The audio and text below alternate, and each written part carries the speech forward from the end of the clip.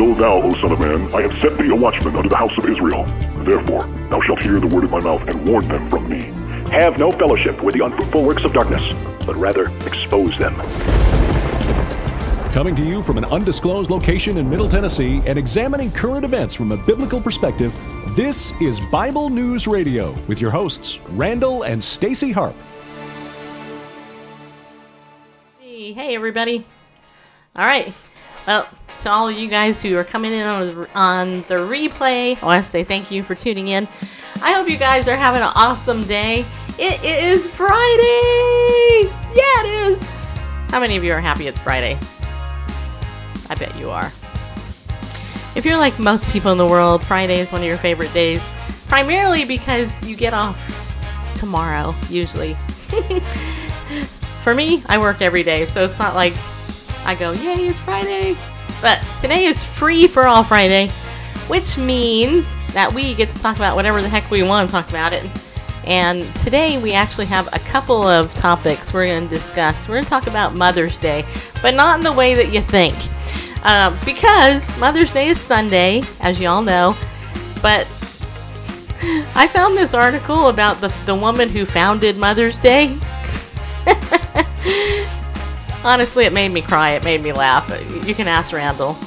You know, whenever I read stuff these days, I just break into emotional meltdown tears. I don't know why that is, but anyway.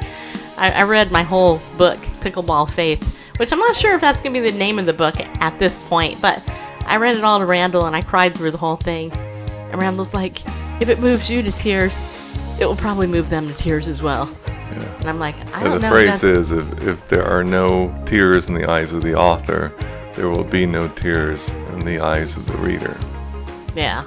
So, there you have it. So welcome, Randall Pandle Bareface, to the show. Glad you're here, buddy. Good to be here. As always, I want to thank you for producing the show. You and Chapel Hill Media deserve lots of praise and lots of money. Well, Chapel Hill Media is me and you. I know. All right. All right, those of you who are coming on Periscope, I know that they have been having a lot of issues with shows lately, so thank you for coming in. If you're on the replay, thank you for sharing it out. If you're currently live, thank you for sharing it out. And also, if you're on Facebook or YouTube, I want to thank you also from the very bottom of my heart. I was going to say heart of my bottom, but that'd be odd, wouldn't it? I don't even know where I heard that from. Anyway, so this is the first day I have actually been in our studio during this time of day where it's cool. I mean, literally cool. I can literally feel the coolness of it all because they put an extra vent in our room here, and it's actually cool. So I can actually wear a long sleeve shirt and sweats like I am currently wearing, because you wouldn't know that if I didn't tell you, but and not be like sweating to death. So I'm super happy about that, just so you know. I really am. And I got some super cool things to share with you. Tell you, but oops, wait. And I'm gonna do that. Gotta do that again. Stop that. Yeah, I'm gonna stop that. Hey, Carl Tykrib in Canada, thanks for watching over on Facebook for a minute. I actually want to share with you guys a really cool thing. I get a lot of review products, and the people that sent me this particular review product, they emailed me. They actually followed up. There's a lot of people that actually don't follow up on the review products they send you, but they did, and so I wanted to tell you about this. And in order to tell you about it, I have to actually get myself off my phone here, so I am not going to be able to read your comments for a few minutes, but this is a product, and basically it's a technology product, and it's right here on my keychain. I know. Keys make the person important. Actually, you know what keys are actually really indicative of? People being thieves, untrustworthy. Just saying. Okay, so they sent me this little device here, and I have it on my keychain. And okay, so what it's called Cube Tracker. And you can go to the website cubetracker.com, C-U-B-E tracker.com. Okay, I'm going to try to hold this up here. Wait, hold on. I'm going to hold it up. I'm going to try to hold it up. Let's see here. Okay, really? Okay. My keys are so heavy, it's hard to hold. Okay. Okay, so this is it. It's Cube Tracker. Okay, so this is a cube. All right. Now, this is nothing new, okay? What this basically is a Bluetooth tracker that you sync with your phone. But there's a lot of people out there who tend to lose their keys, and if you're like me, occasionally lose your phone, right? So this is what it is, and I'm going to show you the app. Okay, hold on. Okay, so you saw the actual tracker, which you put on your keychain, and then the app. If you look at my phone, don't judge my apps. Just saying, people. Okay. Anyway, it's the black cube that says cube. Okay, so that's the cube right there. Okay, I don't know if you can see it because I can't see it yet because I'm not on my phone looking at it. But hopefully you can see it. All right. So you see it? Okay. So you see where that black cube says cube? It looks blurry. I don't know if it's better. Is it in view? It'll do. It's right next to Bullhorn, the mobile app you also need to download. Okay, anyway, so what you do is you get the cube tracker device right here, and what you do is you download the app, right? And you sync it with your phone. So let's just say, for sake of argument, that I, your sweet and lovable host, actually would lose my keys. So what I do is I push this button here that it says find. And you hear that? All of a sudden, it goes off. Isn't that awesome? It's totally awesome. Yeah, it is. Okay. Hey, Deborah Ann. Nice to see you too.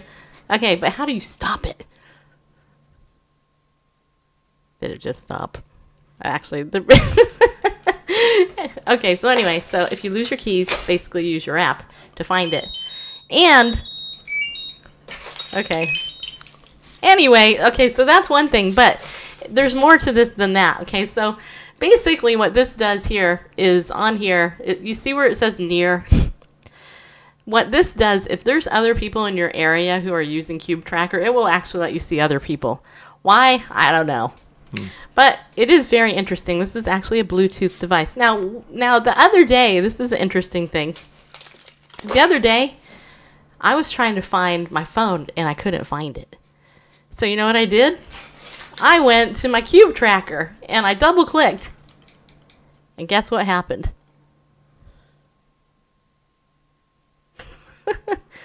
Hold on just a second. Nothing. Wait, actually something did happen. Okay, so I actually double clicked. Oh wait, you know my volume's down. That's why. Hold on. Okay. I have turned down my volume. Okay. Okay, so just so you can see, because my volume was down, you can't hear it. Okay, so I double clicked this. And then it told me where my phone was, so I could go, oh my gosh, where's my phone? It's all over the place. Okay, anyway. So if the volume's down on the phone, that you can't hear it ring? You're supposed to be able to. Yeah, because... But I don't know why this particular moment. But anyway, so in order to stop it, then you just tap it, and there you go. So basically what this is a tracking device. That's what it is. That's kind of like the Tile, but it's two-way. Yeah. Yeah, but it's and honestly, when I got it, and I'm going to log back into Periscope here so I can see people if you're in there yet. When I got it, what was interesting about it was, I was kind of, I'm trying to get logged back in. Okay. What was interesting about it, hi Pastor Tommy over on Facebook, oops, is that I was kind of like going, well, is this one of these things that, will I ever need it? Okay, I'll just be honest. I thought to myself, will I ever need this? And I honestly thought no. But then one day I couldn't find my keys. But I knew where my phone was. So I was like, hey. And I hit this thing. And it turned out my keys were like upstairs underneath something. I was like, oh, there they are. I'm following and everything. And anyway, long story short, I found it.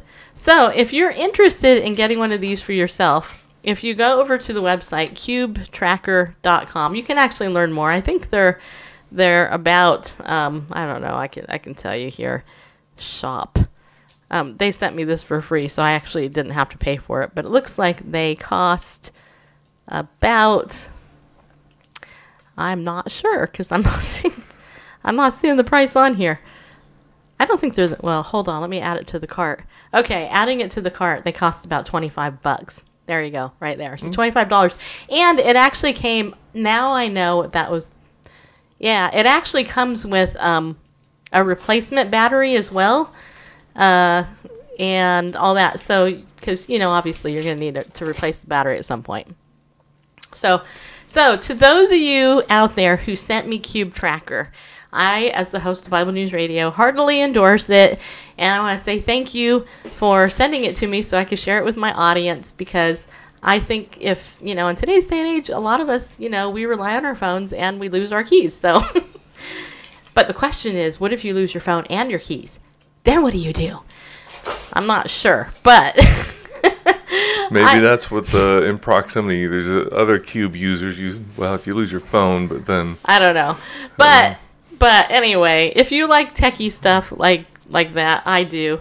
That's liked pretty it. cool. I like that. I I like that it's the two-way part of it, because you know that other, I mentioned the name, the Tile. You know, it's been out there for a while, but that's, you know, you put it with your wallet or whatever, but then it's just the one way. Oh, where is this thing? But that goes the other way. You know, if you lose your phone, then if you've got, you know, the Cube but not the phone, then you can find the phone too. The Cube will send a signal out. So I think that's cool. Yeah. So, you know, I just think it's, you know, if you're a techie person like me, like Randall's probably told you before, I'm actually a person that likes technology. I like tech gadgets. I've always been somebody that has, I'm not an early adopter on a lot of technology, but when it comes to mobile apps and technology type stuff, I mean, you know, stuff like that I like. What I don't like, I will say this, what I don't like is I don't like the fact that we're always being tracked. And this essentially, it is a tracker, but in this case, it's like, as you get older and you forget stuff, well, you know, it kind of helps. You know, like what did they do in the olden days when they forgot stuff? They bought something new. Probably. I don't know. But anyway, hey, from Chicago, nice to see you in there. Mia, thanks for coming in. Stephen, thank you for coming in. And Jordan, thank you for coming in. Hillary, Billy, Carl, all of that. Okay. Also, before we get into our Mother's Day topic, look, I'm not going to spend the whole time talking about Mother's Day because I know that, well, I could, but I really wanted to share with you, if you missed yesterday's show and you have not gotten this book yet, really, I'm not being paid to endorse this, okay? This is an excellent gift. If you want to get a gift for somebody you love, who loves Bible prophecy, I'm telling you, you guys, this book, Israel Rising, is beautiful. It is so cool, and I mean, it really is. And so I would encourage you to get it if you can, if you like stuff like this, because I mean, really, it's a beautiful book, and it's historical, and it fills Bible prophecy. So go over to EzraAdventures.com. I think that's the website where you can get it. Of course, you can get it. You can get it also at Amazon, but they have a special over at Ezra Adventures where if you get that, then you can actually get the calendar and the Messianic CD music that they have. And, you know, I encourage you to do it. I know, in fact, Doug, last night after the show, he actually told me a couple of you bought some stuff. So if that was you that actually went and bought the book, let me know. I want to know who you are, because I want to thank you personally, because the power of live streaming is very important. And I personally want to thank you personally, but I also want to know who it is that's supporting our show by supporting people that come on our show. You know, I'll just be honest here about something. Our show is a little show in comparison to most, okay, let me say it this way. Most of the guests that come on my show come on a lot bigger shows before they get to my show, or sometimes, frankly, they get on my show first. And then they go to, like, big national, international type media. I am actually very proud of the production of Bible News Radio and what we do for two people, and really very little money. And so if you're coming on my show as a guest, you know, I treat you as if, you know, I mean, I treat all my guests great. And most guests, I've only had one complaint in 14 years, okay? True story. And that guy was kind of a jerk, so. Just saying. And he begged to be on the show in the first place. It's kind of like, what? And then he complained after, like 5 years later, he complained. I was like, what? What are you talking about? Anyway, but I look at our show and I think, you know what? The Lord has blessed our show in a very unique way. We might not have gazillions of dollars or 5 million people tuning in, but I'm going to tell you something. We don't hawk crap. And we don't hype prophecy and words of knowledge and all this other stuff that people who want to call themselves a high and mighty prophetess or a prophet or whoever or an apostle and all this other garbage. We don't do any of that. We lift up God's word. We show it to you. We talk about it. We talk about it in context and historically, the Hebrew context in which it's written. And we're very conservative with what we do. And so, we can only grow as fast as people who believe in what we do. But I'm going to tell you something. The problem is that the false teachers, the word of faith teachers, all these people out there who are giving you vain imaginations and fake words from God, the false prophets of the day, because we're living in a day of apostasy. People give them money and throw wads of money at them. And you know what? I will not compromise on what I know to be true. And, so to those of you who have been faithful and blessing us financially, Randall and I, and you know who you are, thank you. Because you know what? I'm just going to tell you, we are part of the remnant. We're part of the remnant. And, I was listening to somebody, a very popular... And by we, that includes all y'all. Yeah. I was talking to a very popular listening to a very popular Bible teacher. I'm not going to say who it is.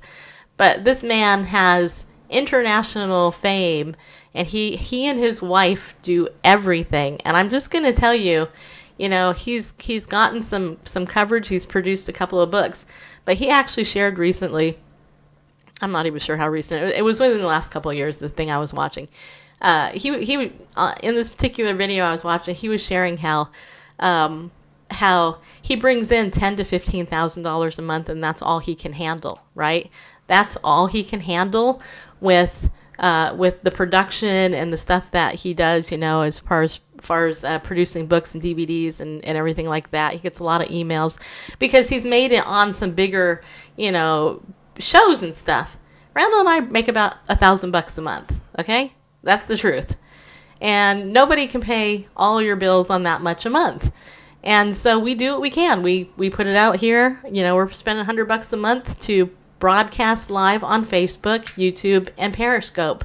You know what? We have our phones we need. We have electricity. Somebody recently said something to me, well, why don't you broadcast outdoors under a tree? And I said, well, I have a couple lights. I got my phone. I got my headset, got my mixer. I got my microphones. Me and Randall have 3 computers sitting here. By the way, my laptop is 6 years old. I'm just saying here that, there's a lot that we do with very little. And so I'm just sharing this because I'm honored, honestly, that the quality of show that we put out brings in the quality of people that you guys are, right? And I used to get super, super discouraged when I'd look at numbers and go like this and stuff. But I'm going to tell you something, the active people that listen to this show, that give to this show, is pretty good, all things considered. I mean, in terms of percentage. But, I do want to tell you that I would love that if you support our show, you donate to our show once in a while, because we need the money if we're going to continue to do stuff, okay? And if you're benefiting from it, and that's the key right there. If you are being blessed and benefiting from our show and you're a regular person, please donate. Donate to what we do, because we need you to.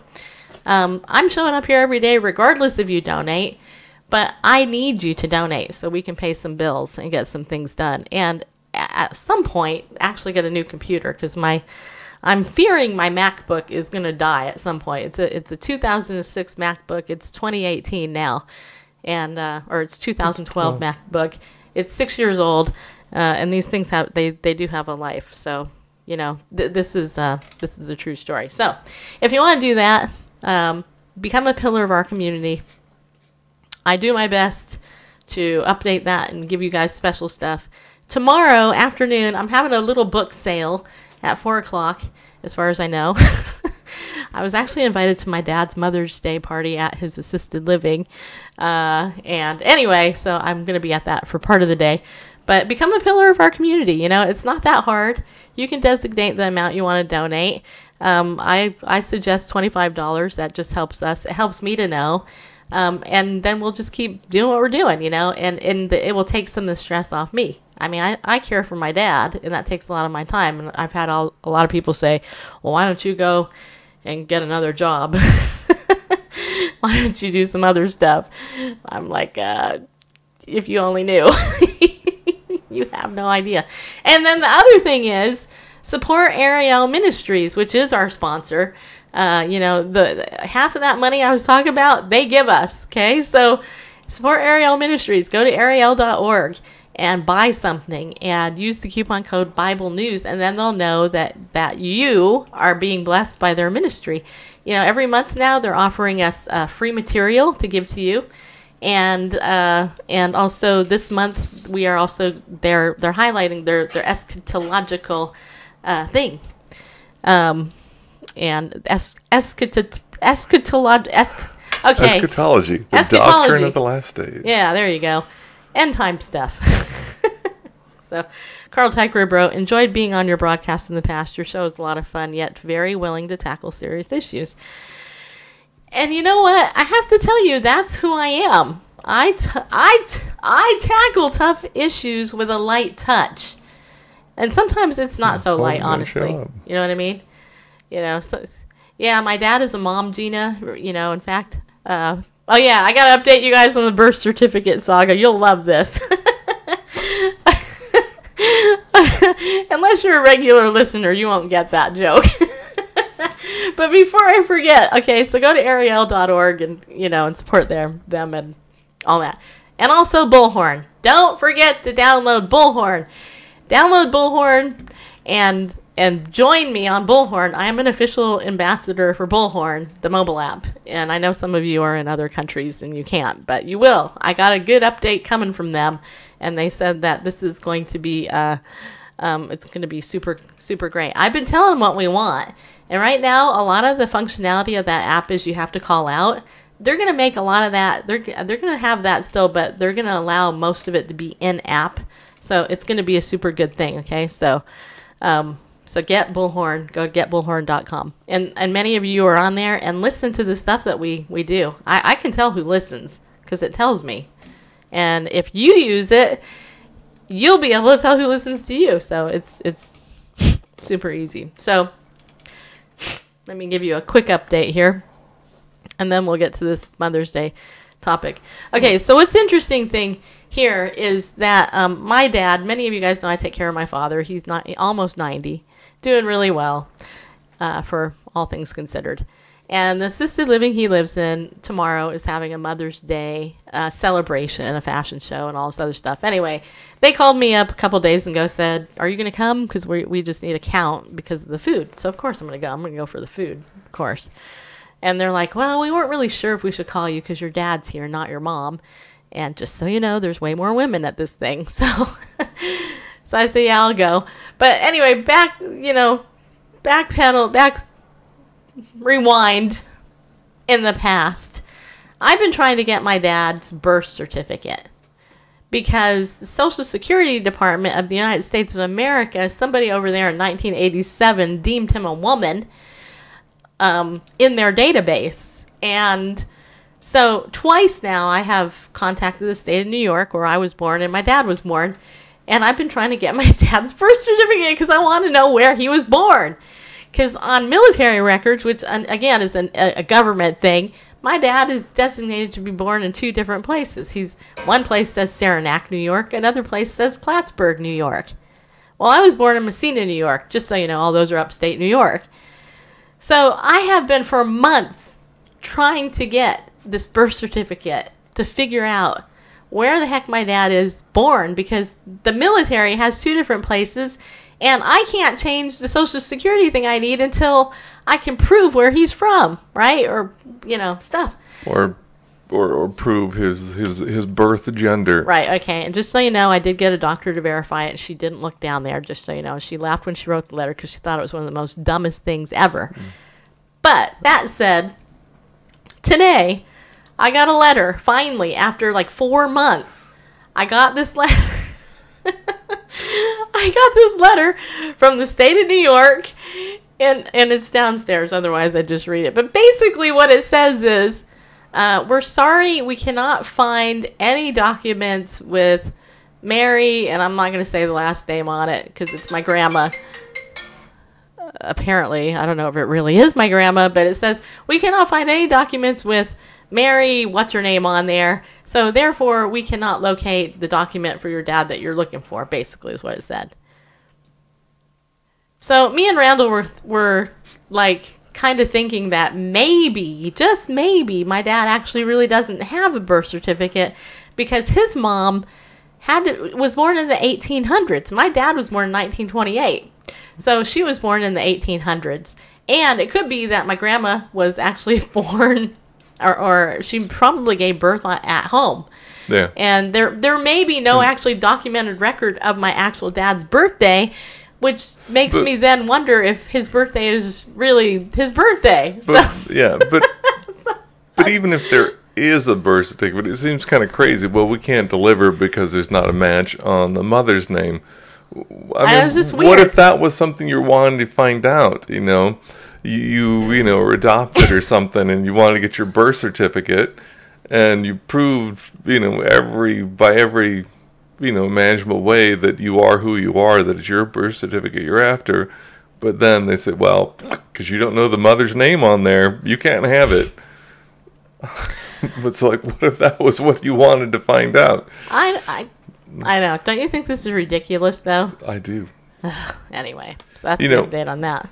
And since this is Free for All Friday, and we gotta get to the Mother's Day topic. That's what's bringing people in. I know, but I'm gonna go way back to the Israel Rising book. Okay. And I think it's so cool because if someone asks, well, prove the Bible is true, I can do that in one word: Israel. Right. The Bible is true. When you look at the prophecies concerning Israel, that considering its whole life cycle, that the Jews would be dispersed, the land would fall into be deserted and not yield crops, etc., etc., and it would be that way until the Jews return to the land and we yield from them the desert bloom and all that. That's exactly what has happened according to Bible prophecy. And what's nice about this book, rather than just my word, it's in pictorial evidence. Here are the before and after photos, and here is the documentation from various sources describing what the land.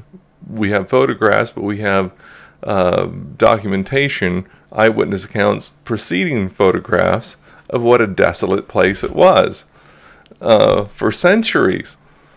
Centuries and centuries, all the time since the majority of Jews were driven out of the land was desolate. And since 1948, very recent history, excuse me, and in very recent history...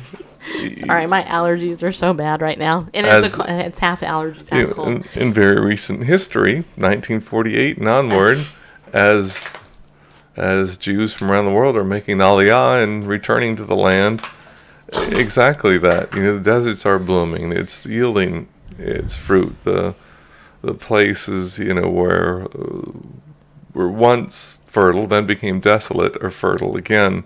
And other people tried that for centuries. They tried to move into land and grow stuff, and it would not yield for them. It just would not happen. It lay desolate because people didn't think, well, this is, sizable chunk of real estate. Maybe we can do something. Nobody else could do anything with it. God purposed that it was for His promised people and only yield for His promised people. And, now they've been back in the land and it's becoming something now, all the neighbors want it, Well, sure. Now it's theirs and they're usurpers and all that kind of stuff. And land stealers and squatters and blah, blah, blah. That's our land. And nobody wanted it before. Nobody would do with it now, but that has become something. Of course, if those folks got it back, it would be desolate again, I think. It would not yield to them because that's by God's design. Anyway, now you can talk about the Mother's Day thing. Okay, so now that we're a half hour into our show. Right. How many of you have a mom? Okay, good. I'm glad. Otherwise, I'd be concerned. Okay, so Mother's Day, just so you know, brings up a lot of feelings. One of the questions I asked my friends today was, do you have a hard time on Mother's Day? And the reason I asked this is because a lot of people do have a hard time, right? And so I asked this question because I used to have a hard time on Mother's Day. I don't now. I mean, my mom's been gone for almost 16 years. I had, if you know my story, my mom was very abusive, but you also know in the end of her life, she gave her life to the Lord, and she's now in heaven with him. You also know that I'm a barren woman, so I've had issues with that particular issue. And it's a sad day because, I will never have biological children. And, it's one of my saddest things, right? I mean, let's just say it, okay? But there are a lot of different issues that people have with their moms. I mean, there are people who've been abused by their mom. I was. There are people who can't have children. I was. There are people who neglect mothers in the church. They don't understand motherhood. There's women that have had abortions. There are women that who are adoptive mothers. I have a really close friend that has 5 children she adopted because she was like me. She couldn't have her own. There are moms who are foster parents. There are stepmothers and all that stuff you have to deal with. There's mother-in-laws you have to deal with. I mean, the word mother can just give you a gazillion triggers. And so most people I know have some issues with Mother's Day. But I have come to the place where I personally get Mother's Day as, I don't go to church on Mother's Day because a lot of churches, all they do is honor mothers, and they completely ignore the abusive mothers and the ungodly mothers and all the other stuff. And I rejoice that there are godly people out there who have had good moms. That's good. What annoys me, though, is there are a lot of people who have good parents, who weren't abusive, who bless them, etc., who treat their parents like crap. That bugs me, just so you know. But I found this article titled "Who Started Mother's Day?" or the title of the article is "The Woman Who Invented Mother's Day Would Absolutely Hate What It Is Today." I read this article and I started to laugh. I cried too, but I laughed because I want you to hear the article, and I think Randall has it. You have it, right? Yes, I do. Okay, so listen to this. This was written last year, and I think the history of Mother's Day is interesting. It says here, while dining at a Philadelphia tea room owned by her friend John Wanamaker, Anna Jarvis ordered a salad and then dumped it on the floor. Jarvis hated that the food was called Mother's Day salad, named after a celebration of mothers that she had pioneered years earlier. The strong-willed woman saw it not as an honor, but as an affront to a tradition she held so dear. To her, it was a cheap marketing gimmick to profit off an idea that she considered to be hers and hers alone. The incident was recounted in a newspaper article published sometime in the early 1900s, years after Jarvis organized the first Mother's Day service in the country, said Catherine Antolini. Okay, there we go. Now I can say it because Bareface said it. A historian who has studied Jarvis and how Mother's Day became a national holiday. Jarvis spent decades fighting an uphill battle to keep Mother's Day from becoming the commercialized holiday that it is today. To her, it was simply a day to honor mothers, and she started it to commemorate her own. So when people co-opted her idea for other purposes, Jarvis was incensed. She started fights, threatened lawsuits, my type of girl. No, I'm just kidding. Wrote letters to politicians. She could have used the mobile app Bullhorn back then, but anyway. Issued bitter news releases, organized protests, fought with Eleanor Roosevelt, demanded an audience with sitting presidents, among other actions. She even claimed legal copyright to the holiday. How do you say it? Antolini said. Her letters were signed Anna Jarvis, founder of Mother's Day. It became part of her identity, the historian said. It was completely tied up in her ego. The fight that consumed Jarvis was waged in vain, and her campaign drained the modest fortune she'd inherited from her family. She died in a sanitarium at 84 years old, alone, blind, and penniless. If she were alive today, Antonellini said, Jarvis would be thrilled that Mother's Day remains popular, but she'd be upset that people don't remember her, the historian said. I'm glad you're putting that picture up. She would probably be equally angered to know that the holiday is celebrated in part through Mother's Day specials and sales, Hallmark cards, and floral arrangements. Antonellini shared... Antolini. Okay, every time... I have an idea. How about every time that word comes up, you say it? Okay. It's Italian. Okay. Italiano. Chair of the history department at West Virginia Wesleyan College said she began studying Jarvis and the history of Mother's Day in the 1990s. When she visited the International Mother's Day Shrine in Grafton, West Virginia, and who knew that existed? I didn't. It's a museum of the original church where the first Mother's Day service was held. In the church's kitchen area, Antolini said she found several boxes of documents that belonged to Jarvis. She volunteered to archive them and spent months poring over the records. She learned about the childless woman who dedicated her life to an obsessive pursuit to create a holiday for mothers. The surface image of her is that she was this crazy spinster who dedicated her life to this movement and fought everybody who tried to take her day away from her. Antolini said it was her life to create this holiday, to perpetuate it and have it spread nationally. Born in Webster, West Virginia, Jarvis created Mother's Day because she was inspired by her mother, Anne Reeves Jarvis, a Sunday school teacher who helped start Mother's Day work clubs to teach women how to care for their children. Wasn't that cool? I think that's cool. After one lecture in 1876, Anne Reeves Jarvis prayed that somebody would create a day commemorating mothers for their service for humanity. Antolini said. 12-year-old Anna Jarvis remembered that. Her mother died in 1905, and Jarvis, then in her mid-40s, promised at her gravesite that she'd be the one to answer her prayer. Over the next years, Jarvis embarked on a relentless letter-writing campaign to persuade governors of every state to declare the second Sunday of May the closest Sunday to her mother's death anniversary, Mother's Day. So there you go. Now you know why it's the second Monday, or second Sunday in May. She wrote to Mark Twain, President Theodore Roosevelt, and any other powerful politician she could think of to help her with her cause. Antolini said she also sought the help of Wanamaker, the Philadelphia businessman, and her friend. The first Mother's Day service was held one morning at 1908, in 1908 at St. Andrew's Methodist Church in Grafton. She bought hundreds of carnations, her mother's favorite flower, for the service. Now you know why we have carnations on Mother's Day. A bigger celebration was held that afternoon at Wanamaker's Auditorium in Pennsylvania, where Jarvis spoke. 2 years later, West Virginia passed a law designating the holiday, and other states followed, but Jarvis was nowhere to be found, or nowhere near done. Close enough. Sorry. She continued writing letters and traveling all on her own dime to make Mother's Day a national holiday.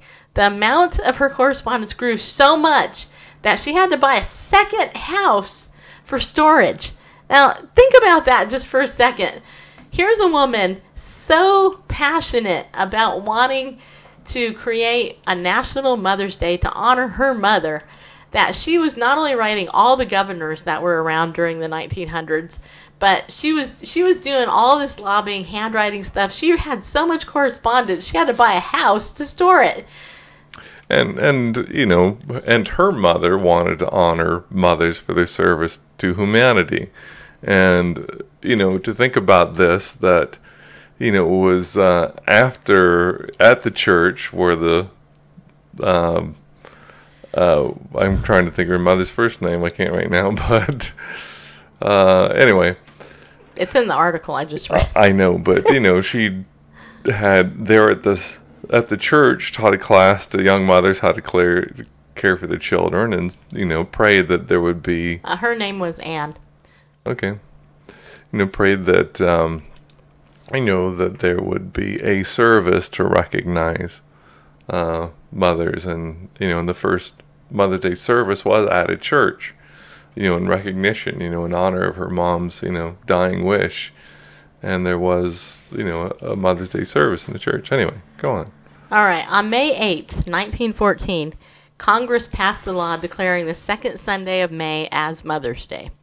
The following day, President Woodrow Wilson issued a proclamation declaring the first National Mother's Day as the day to honor mothers whose sons died in war. Now, I think that this is very significant, and that is another category of mother, right? I know a lot of women, and I actually have quite a few friends who've lost children, honestly. And so, if you happen to be a mom whose one of your children has died, Mother's Day is also going to be a hard day for you because, you're not having contact with that child. Anyway, the article goes on to say Mother's Day became a national cause, but not the one Jarvis had in mind. She spent the next years railing against flower shop owners, card makers, and the candy industry for profiting off the holiday. They're commercializing my Mother's Day, she complained in a letter to the newspapers, according to a 1986 Washington Post story. This is not what I intended. A news release she issued, according to a 1994 Post article, read, "What will you do to rout charlatans, bandits, pirates, racketeers, kidnappers, and other termites that would undermine with their greed one of the finest, noblest, and truest movements and celebrations?" I like that she called people termites. I think that was funny. She threatened to sue New York Governor Al Smith over plans for a Mother's Day meeting in 1923, according to a Post obituary published in 1948. In 1931, she fought with then New York First Lady Eleanor Roosevelt over a rival Mother's Day committee. At one point, she incorporated herself as the Mother's Day International Association, although it's unclear whether the corporation had other members, according to the obituary. Even charities became the target of her disdain. During the Great Depression of the 1930s, charities held fundraising events on Mother's Day to help mothers in need. Jarvis resented that. She didn't want it to be a beggar's day, Antolini said. She didn't want the day to be turned into just another charity event. You don't pity mothers, you honor them. In studying Jarvis, Antolini came to sympathize with the tenacious and fiercely independent woman who remained single and childless at a time when women were expected to do the opposite. You get behind the motivation for why she's doing it. She doesn't sound crazy. Her argument is sound. Oh, Antolini said many times she feels she's justified in being angered about these things. But she also felt that Jarvis had a narrow view of what motherhood is about. Hers is from the perspective of a child, a daughter who deeply loved her mother. Children have a very simplistic view of motherhood, Antolini said. Those women who then would become mothers, they have a completely different view of motherhood. It's becoming politically active to save the lives of mothers of other children. By the early 1940s, Jarvis had become undernourished and was losing her eyesight. Friends and associates placed her in a sanitarium in Westchester, Pennsylvania. She died November 24th, 1948. Mother's Day has become one of the most profitable U.S. holidays, with annual spending steadily growing since 2006. This year, and this was written last year, by the way, this year consumers are expected to spend a record high of $23.6 billion, according to the National Retail Federation. Antolini said Jarvis would be enraged at that.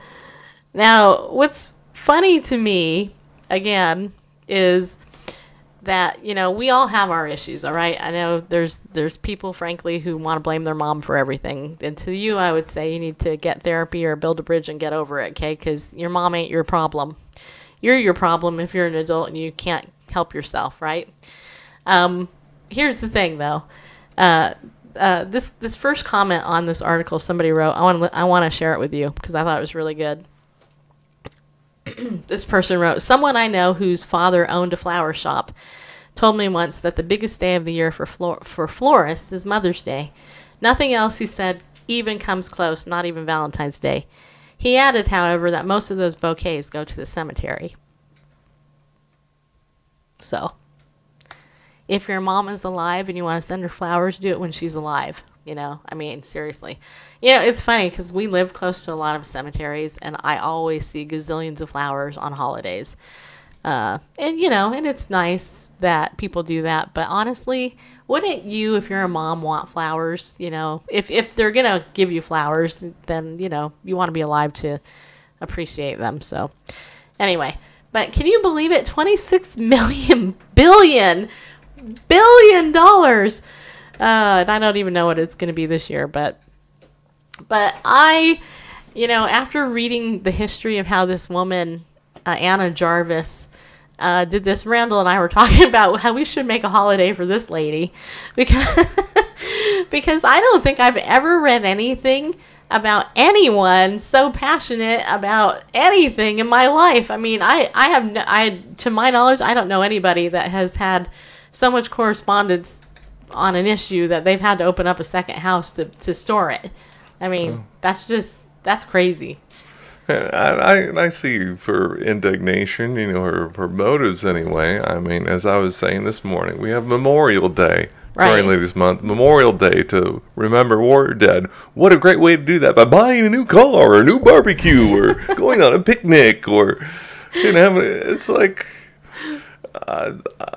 I'd be surprised if half this nation's population even knew what the holiday was about, other than a 3-day weekend and a picnic or time to go to the beach. You mean Memorial Day or Mother's Day? Memorial Day. Well, I didn't even know that was it Woodrow Wilson? Yeah, signed it. The very first Mother's Day, he signed, you know. And when it became a national holiday, was to honor those mothers who'd lost sons in the war. Yeah. Yeah. The Great War, the war to end all wars, supposedly, World War I. So Gina writes a comment, but I can't read it. Oh, there it is. Oops. Okay, I know you can scroll now. Okay, so Mama Gina writes, I bet my narcissist ex is not going to buy flowers for kids to give me, or even allow them to buy them. So there you go. Yeah, so there you have it. I mean, you know, and it is interesting. I know for me, when my mom was around, it was a difficult day because she was so abusive, and, you know, just getting insulted by her constantly is not something that I wanted. You know, so let me give you some advice, okay, as a therapist and as somebody who has understanding on how to deal with this. If you happen to be somebody as an adult, and even if you're a kid, I guess, but primarily I'm talking to adults. If you're an adult and you have a difficult relationship with your mom, make it as simple for you as possible and set boundaries. That's the clearest thing I can say. For me, what I did was I would get her a card. I would send it to her. If she invited me down, I would honor that, but I would limit it. And, you know, for me, it was a 2-hour max. That was it. I couldn't deal with it beyond that, because at that point, she would just begin to get super abusive, and I'd let her know, hey, you know, I can't do it. I have another plan. I have other plans. I have other things to do or whatever. So you got to set your boundaries. You got to keep your boundaries, and, you know, and all that. Because I'll tell you something. My mom was so abusive. Her birthday, I couldn't win. I mean, my mother actually would tell me things to get her. She would show it to me. She would write it down. She'd take a picture of it. She'd do all this other stuff here. And, you know, and then I would go buy it. This was like when I was in high school. I would go buy it. I worked hard for my money. I would go buy it, and then she would yell at me and scream at me, tell me it wasn't what the F she wanted, and that wasn't it. And I got her exactly what she asked for. That happened on more than one occasion. So Stephen here, I think it was Stephen's comment, said, it's hard for me. My mom is in the lesbian world, but I still love her. Yeah, and you know what? I mean, as you know, of course you're gonna love your mom, but you know, Mother's Day isn't about her being a lesbian. It's about her being your mom. And you know, I don't know how she was towards you as your mom, but you know, you can, you know, honor her. And what does that mean, right? Because as Christians, what does the Bible say? Honor your mother and father. Why? It's the only commandment with a promise, so that you'll live long on the earth. Well, I can tell you what, my mom did not honor her mother, and she didn't live long. I can tell you that for a fact. my mom died at 57. My grandmother lived to 92. So, so what does it mean to honor your parent? It doesn't mean being abused by them. What it means is that you have to, you honor the office, right? And for me, how do I put this? For me, what it meant was that, I'm not going to go around and badmouth my mom to other people.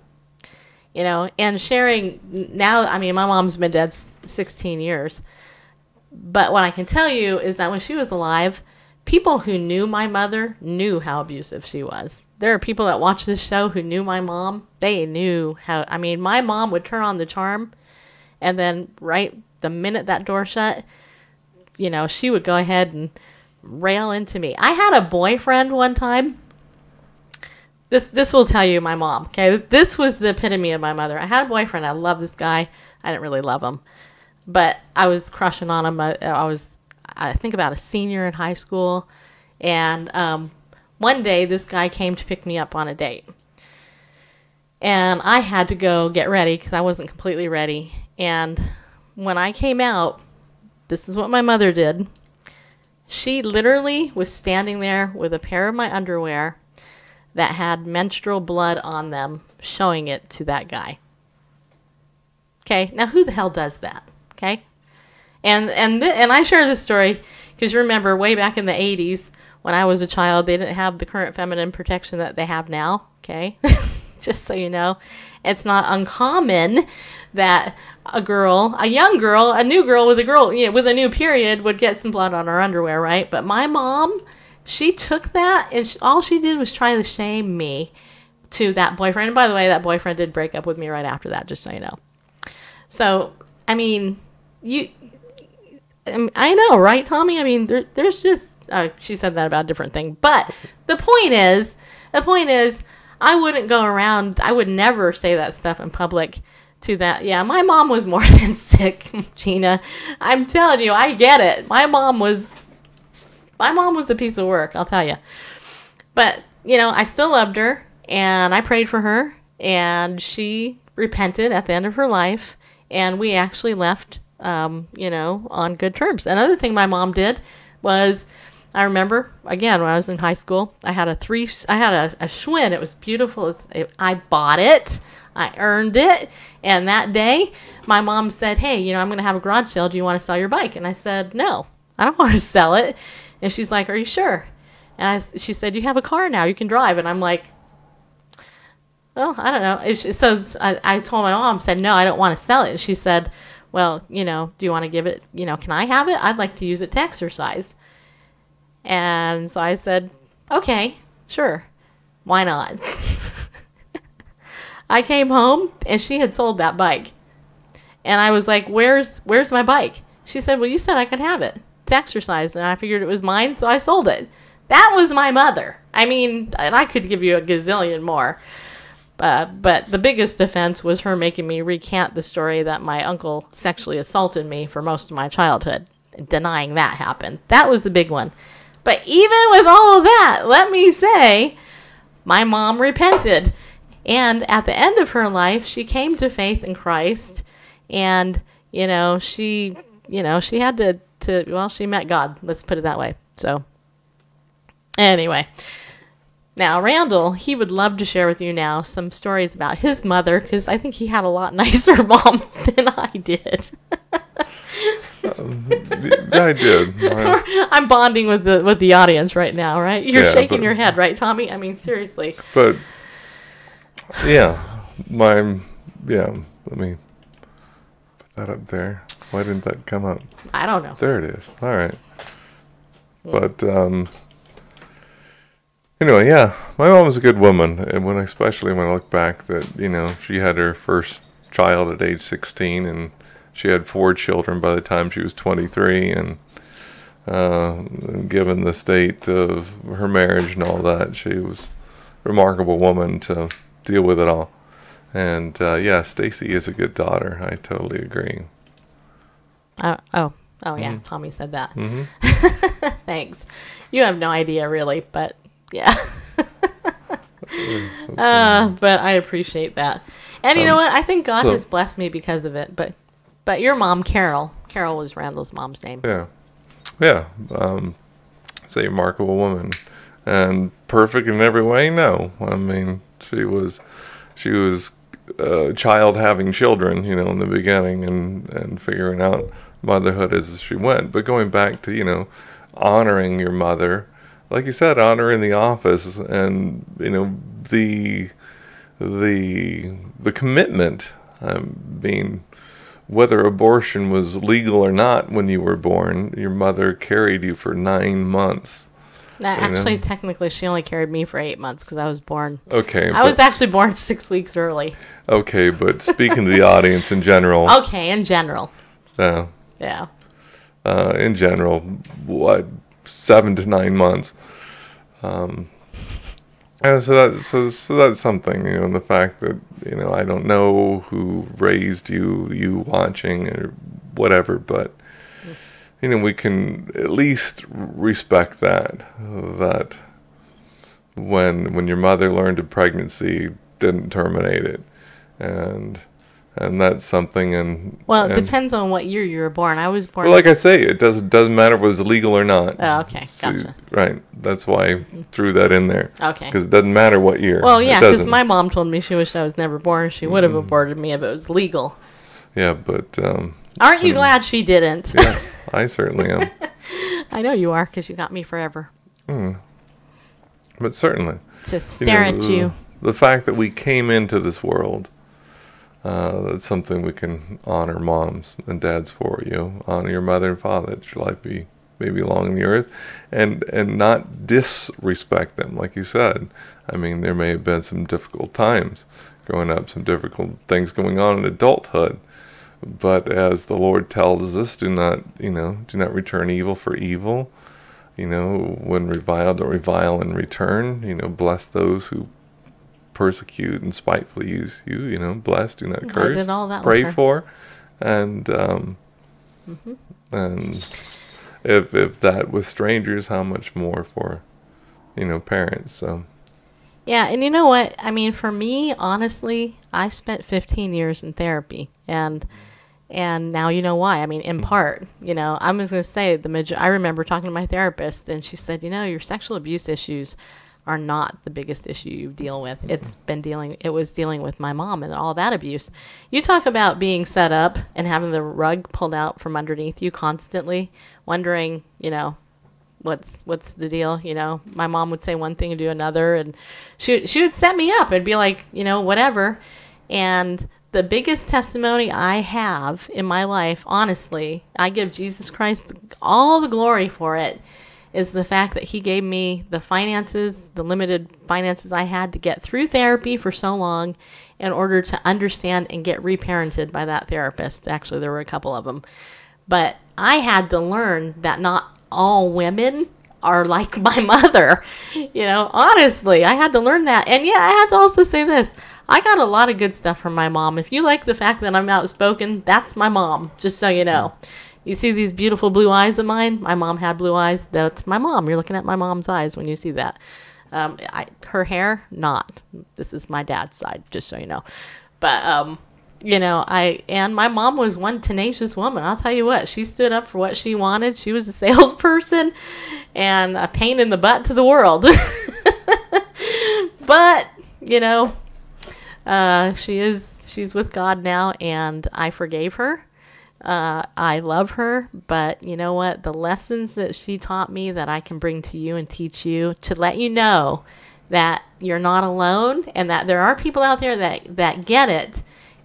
That's why I'm here. 15 years ago, there'd be no way I could have said any of this. No way.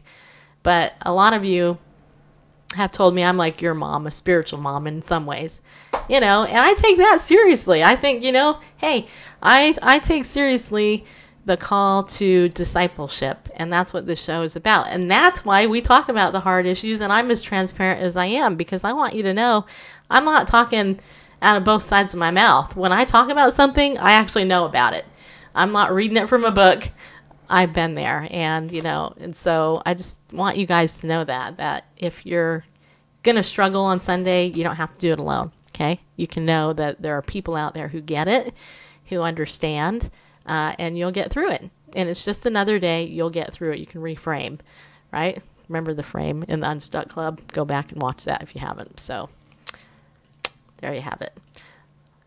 So we actually, most of our show is over here, but do you want to talk about the other story that I sent? Did I send it to you? No, you didn't send me another story. Do you want to talk about Social Power Summit? Yeah, talk about that. Okay, we'll talk about that. Now this is cool. How many of you guys know Dr. Ikena Finch? I do. Ikena, she's pretty popular on social media. She's actually awesome. I you know what's funny about her is she lives here in Nashville area, and she's come up to our house. She was my first in-studio guest. Yeah, she was. Yeah, I was trying to think if there was anybody since then, but there were. And she is a doctor. She was one of the youngest deans ever in America for a college, I believe. I think she's 40. I think she just turned 40 or something. But anyway, she is a social media expert, entrepreneur, godly lady. She has a great voice, by the way. And she's putting together this Social Power Summit, which is a social media event that she's going to, go ahead and put on here in Nashville. She actually asked me, I'm going to be honest, she asked me to speak at it, and I said no. I said, why would you want me to speak at this event? I'm really good with social media. I'm an expert in social media, honestly.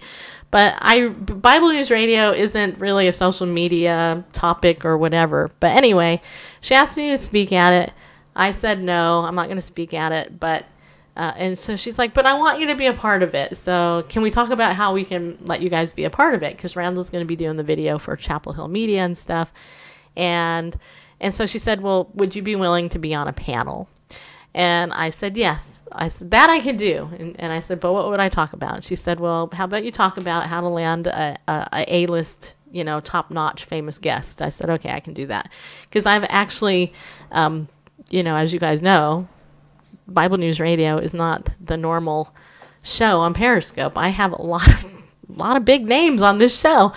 Anyway, so I will be at this on a panel, but there are a ton of other people, and really she's actually targeting this to the, most of the speakers are black because she has that niche that she has targeted and worked out for this.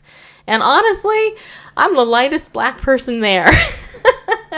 In fact, I think, as far as I know, I'm the only white person at the event that's going to be on a panel. So it's kind of funny to me. And, her and I kind of joked about that. But if you go to socialpowersummit.com, if you're in the Nashville area, and you want to be a part of it, then I encourage you to, because these women and the men that she's assembled are awesome.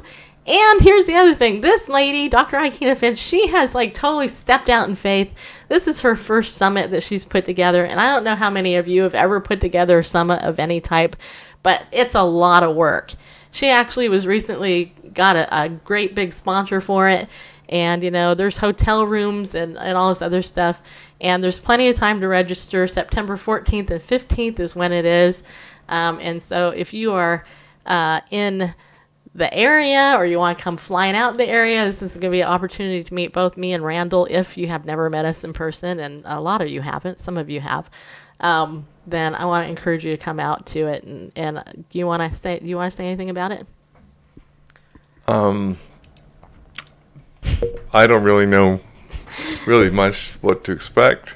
I know that I'll be walking around the conference all during it, shooting a video, which I'm later going to do a highlights reel from later. So I believe I will have a booth there, but I won't be at it because I'll be walking the floor.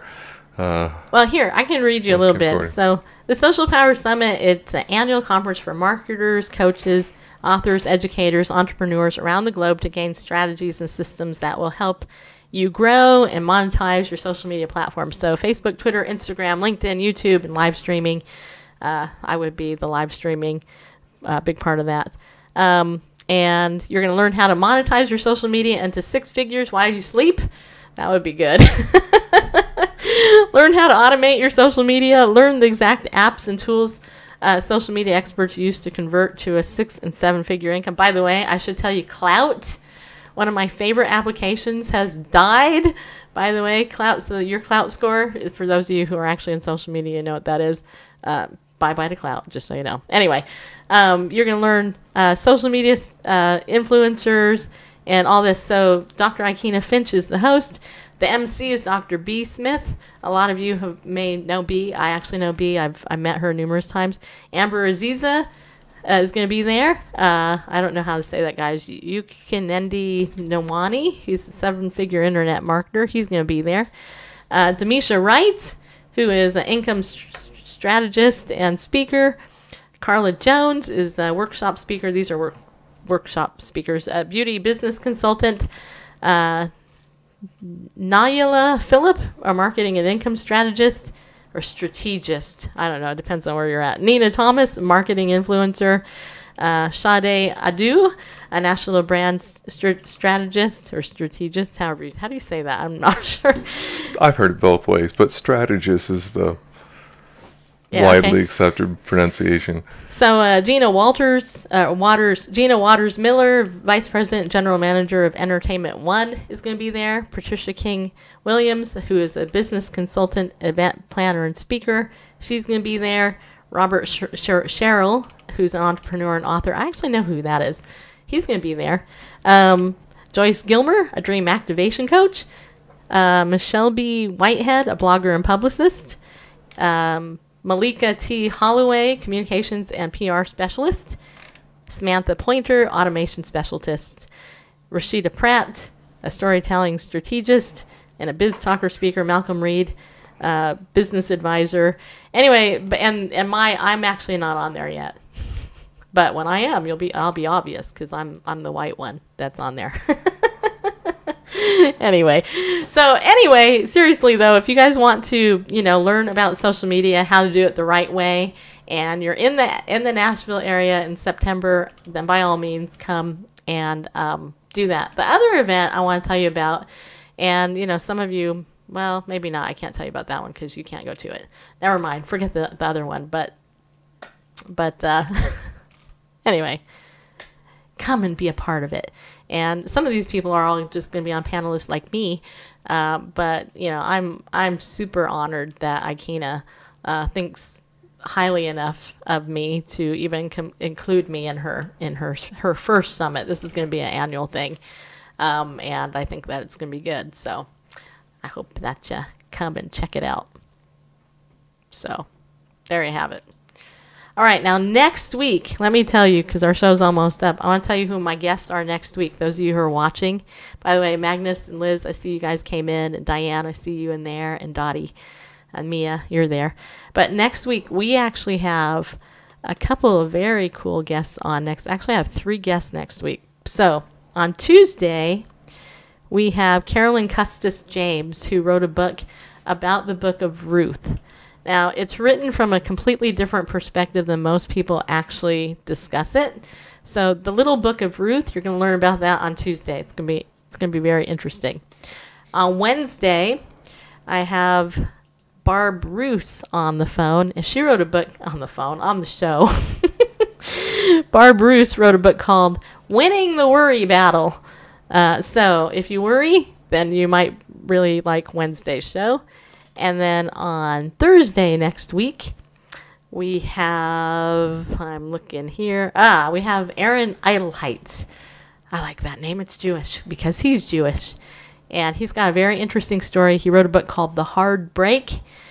He's Jewish. He's not a Messianic Jew, to my knowledge, but he wrote a book called The Hard Break, which is all about the Sabbath and the benefits of the Sabbath. And his book is actually very good. I can tell you, at least the parts that I've read of it, actually talk about social media and cell phone strategies and various things to get yourself unhooked and take a break. Because I'm not sure if you're aware of this, but some of the top technology companies in the world, the founders of these places have committed suicide because they're 24/7, 24/7, 24/7.